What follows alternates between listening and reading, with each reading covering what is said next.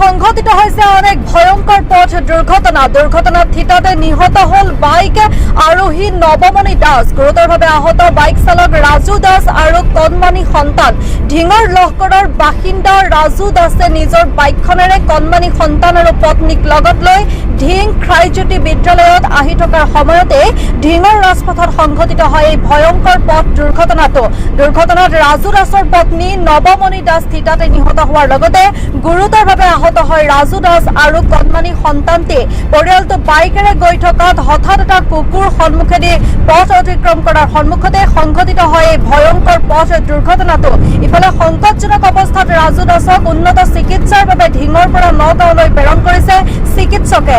News x report ND365। মানে স্কুলত মানে ছোৱালীজনী আনিব বিচাৰিছে, বিচাৰোঁতে মানে অকস্মাত মানে কুকুৰ এটা আহি পেলাই সন্মুখত পৰি গ'ল। সন্মুখত পৰোঁতে ব্ৰেক মাৰি দিলে, মানুহজনী পিছফালৰ পৰা এনেকৈ চিটি হৈ পৰি গ'ল। পৰি পেলাই লগালগ পিছফালে ফুলি গ'ল। তেখেতেও মানে মূৰত আঘাত পাইছে, তেজ ওলাই গ'ল। পিছত আমি দেখি পেলাই মানে আমিও মানে ঘৰলৈ যাব বিচাৰিছিলোঁ বেলেগ টমটমত। পিছত দেখি পেলাই গৈ পেলাই মই মানে মানুহজনী উঠাই পিনি টমটমত উঠাই চিভিলত লৈ আহিলোঁ। পিছত ডক্টৰে কিবা চিকিৎসা কৰি মানে কৈছে যে নগাঁও ৰেফাৰ দিছে, নগাঁও লৈ যাব লাগে। ঘৰত ফোন মাৰিছে, মানে কাপোৰ কানি লৈ আহোঁতে মানে ঢুকাল মানুহগৰাকী ঢুকালে।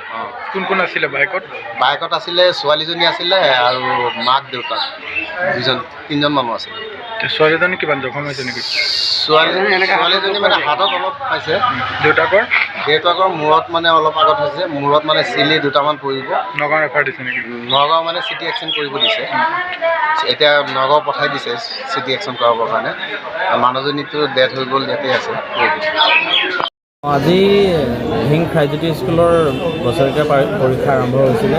তাতে আমাৰ গাঁৱৰে দাদা আৰু বৌ আহিছিলে তেওঁলোকৰ জীয়াৰী আজি প্ৰথম পৰীক্ষা দিবৰ কাৰণে। তাৰপিছতে আমাৰ এই ঢিং বিবাহ ভৱনৰ সন্মুখতে কুকুৰ এটা পাৰ হৈছিলে। কুকুৰ পাৰ হওঁতে তেওঁ কুকুৰটোৰ ওপৰতে যেতিয়া চকা উঠি গ'ল, তেওঁলোকৰ দুইফালে দুজন পৰিলে আৰু বৌগৰাকীৰ লগে লগে তাতেই মৃত্যু হোৱা। নাম কি আছে বৌগৰাকী? বৌগৰাকীৰ বৌৰ নাম কি আছিলে? নৱমণি দাস আছিলে বৌৰ নাম। আৰু হাজবেণ্ডৰ নাম? ৰাজু কুমাৰ দাস। তেওঁ জীয়াৰীক পৰীক্ষাত থব আহি আছিল? হয়, পৰীক্ষাত থব আহি আছিলে। লগে লগে মৃত্যু হ'ল নহয়? হয়। কোনখিনিত হৈছে?